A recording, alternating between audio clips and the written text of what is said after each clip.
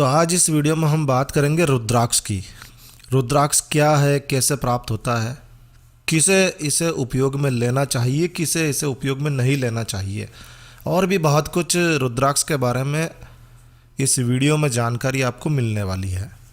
इस वीडियो को यदि आप गलती से पूरा देख लेते हैं तो फिर आपका ये दायित्व बन जाता है कि आप इसे और लोगों तक भी पहुंचाएं। तो जय श्री कृष्णा दोस्तों, मैं हूं नरेंद्र अग्रवाल और आप देख रहे हैं नरेंद्र अग्रवाल यूट्यूब चैनल। देखिए, धार्मिक आस्थाएं कहती है कि रुद्राक्ष भगवान भोलेनाथ शिव के आंसुओं से बना है। जी हाँ, ऐसा कहा जाता है, ऐसा माना जाता है कि रुद्राक्ष की उत्पत्ति भोलेनाथ शिव के आंसुओं से हुई है।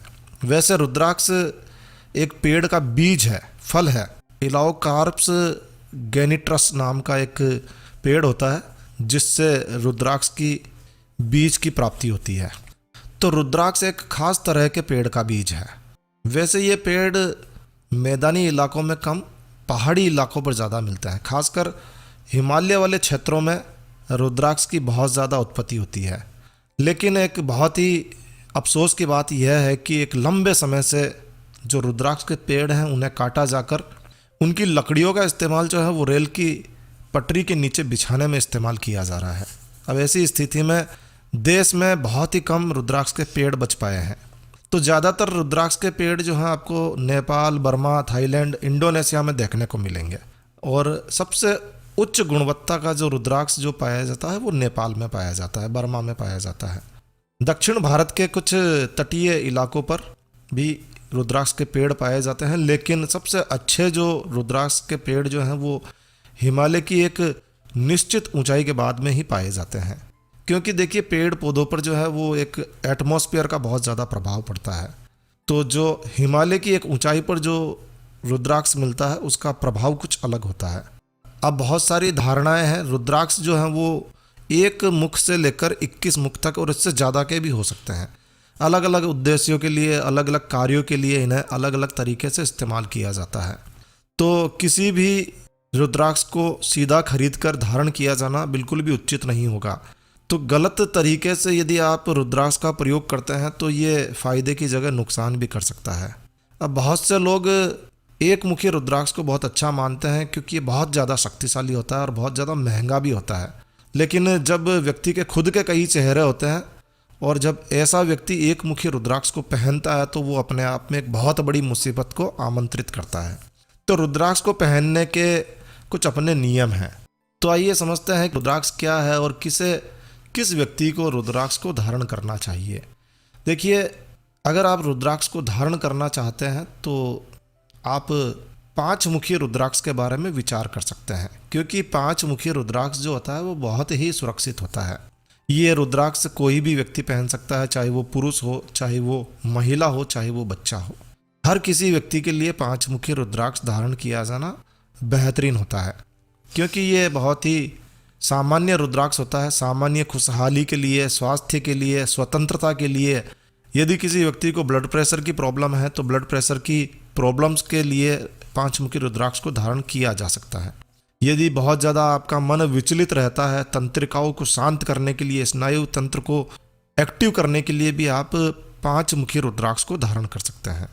तो देखिए, 5 मुखी रुद्राक्ष एक बहुत ही पॉपुलर रुद्राक्ष है और बहुत ही सस्ता रुद्राक्ष है। आपको 100 रुपये से 500 रुपये में बहुत अच्छा रुद्राक्ष मिल जाता है।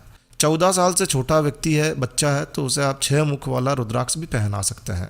यदि बच्चा बहुत ज़्यादा उग्र है, गुस्सा आता है, बार बार चिड़चिड़ा हो जाता है, तो उसे शांत और एकाग्र चित्त बनाने के लिए आप 6 मुखी रुद्राक्ष का प्रयोग कर सकते हैं। एक रुद्राक्ष होता है गौरी शंकर। ये गौरी शंकर रुद्राक्ष जो होता है वो एक बहुत ही खास किस्म का रुद्राक्ष होता है, जो आपकी ईड़ा और पिंगला के बीच में संतुलन को लाने में मदद करता है। देखिए, आमतौर पर लोगों का मानना होता है कि गौरी शंकर जो रुद्राक्ष है वो संपन्नता को लेकर आएगा, लेकिन संपन्नता का अर्थ केवल धन से ही नहीं होता है। संपन्नता का अर्थ केवल पैसा ही नहीं होता है। संपन्नता कई तरीकों से आ सकती है। आप दिमाग से संपन्न हो सकते हैं और भी कई तरह से आप संपन्न हो सकते हैं। तो यदि आप एक संतुलित व्यक्ति है, अपने जीवन में आप समझदारी से काम करते हैं, तो आप संपन्नता को आकर्षित कर सकते हैं। क्योंकि जब आपकी ऊर्जा किसी अच्छे कार्य के लिए काम करती है तो संपन्नता अपने आप ही चली आती है। तो ईड़ा और पिंगला जो है वो इसे संतुलित करने के लिए आप गौरी शंकर रुद्राक्ष को धारण कर सकते हैं। तो देखिए, रुद्राक्ष पहनने के कई तरह के फायदे हैं।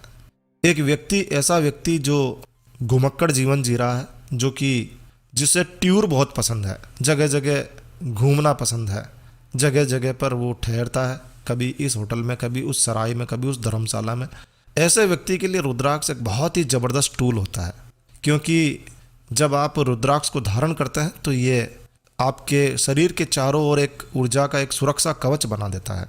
और देखिए, जब आप जगह जगह पर, नई जगह पर जाते हैं तो कभी कभी आपको आसानी से नींद आ भी जाती है और कभी कभी आपको नींद बिल्कुल भी नहीं आती है, चाहे आप कितने ही थके हुए क्यों ना हो।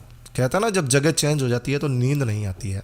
ऐसा किस लिए होता है, कभी आपने सोचा है? ऐसा इसलिए होता है क्योंकि जब आपके आसपास की स्थिति एक खास किस्म की ऊर्जा के साथ में होती है, जो ऊर्जा आपके लिए अनुकूल नहीं है, तो वो आपके चित्त को, आपके मन को स्थिर नहीं होने देती है। देखिए, आपने अक्सर देखा होगा कि साधु सन्यासी लोग लगातार घूमते रहते हैं और कई जगह कई स्थितियाँ ऐसी भी आ जाती है कि जहाँ उन्हें खाने पीने के लिए भी ठीक से कुछ मिलता नहीं है। तो ऐसी स्थिति में रुद्राक्ष बहुत ही सहायक होता है उनके लिए। देखिए, एक और चीज़ है, जंगल में रह रहे साधु सन्यासी किसी भी पोखर का पानी पी सकते थे, बस किसी भी पोखर का, क्योंकि किसी भी पोखर मतलब किसी भी तालाब का, किसी भी जल स्रोत का। और कई बार प्रकृति में पानी में कुछ विशेष गैस जो होती है, जहरीली गैस, उसे दूषित बना सकती है। अगर ऐसे में वो पानी ग्रहण कर लिया जाए तो वो किसी तरह की शारीरिक अपंगता को भी लेकर आ सकता है और व्यक्ति को जान से भी मार सकता है। तो देखिए, अगर पानी के ऊपर यदि हम रुद्राक्ष को लटकाएं और अगर पानी अच्छा है, पीने योग्य है, तो रुद्राक्ष घड़ी की सुई की दिशा में क्लॉकवाइज घूमने लगेगा। और अगर पानी गंदा है, जहरीला है, किसी प्रकार के उसमें नेगेटिव एनर्जी है, तो ऐसी स्थिति में रुद्राक्ष एंटी क्लॉकवाइज विपरीत दिशा में घूमने लगेगा। भोजन की गुणवत्ता को भी आप इसी तरह से जांच कर सकते हैं। अगर आपका भोजन जहरीला भोजन है तो रुद्राक्ष एंटी क्लॉकवाइज घूमने लगेगा। नेगेटिव खाद्य पदार्थ के ऊपर यदि आप रुद्राक्ष को लटकाएंगे तो वो एंटी क्लॉकवाइज घूमने लगेगा। तो ये एक बहुत ही प्राचीन तरीका है। रुद्राक्ष को जब आप पहनते हैं तो आपको कई तरह से संकेत देता है रुद्राक्ष। आप इस तरह से पानी को और अपने भोजन को टेस्ट भी कर सकते हैं।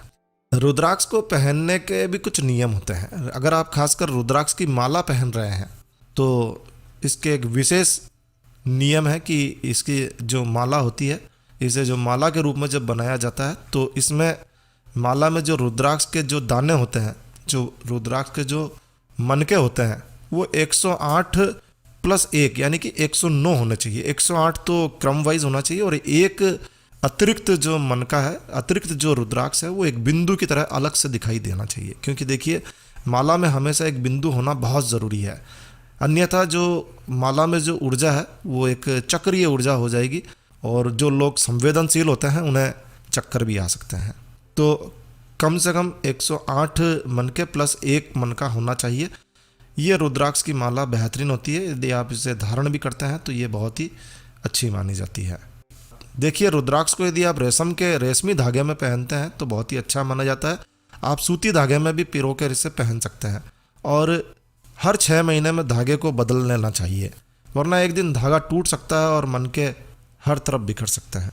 अगर आप सक्षम हैं तो रुद्राक्ष को तांबे या सोने के तार में भी बनवा सकते हैं।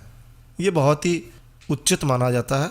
देखिए, रुद्राक्ष की माला को पहनने के नियमों में रुद्राक्ष की माला को आप हर समय पहन सकते हैं। आप नहाते समय भी पहन सकते हैं अगर आप ठंडे पानी से नहाते हैं। यदि आप किसी केमिकल का, किसी साबुन का इस्तेमाल नहीं करते हैं तो आप इसे नहाते समय भी पहन सकते हैं। अन्यथा आप इसे उतार कर, इसे खोल कर फिर अगर आप नहाते हैं तो उचित रहेगा।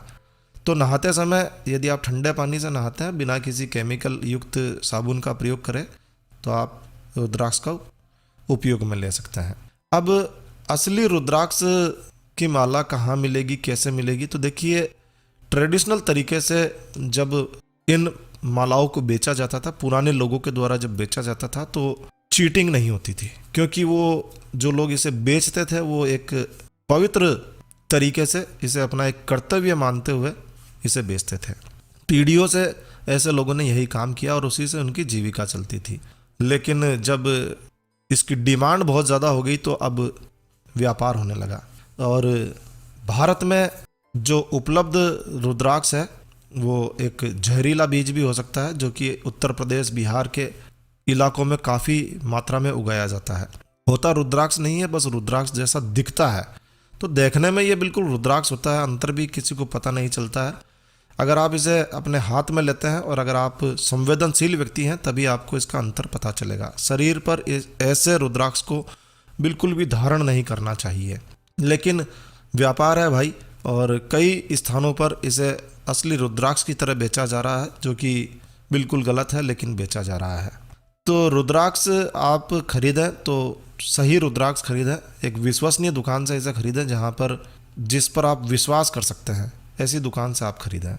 तो रुद्राक्ष जो है वो आपके शरीर के लिए, आपके मन के लिए एक विशेष किस्म का कवच का काम करता है, जो कि नेगेटिव ऊर्जा को दूर करता है और पॉजिटिव ऊर्जा को अपनी ओर आकर्षित करता है।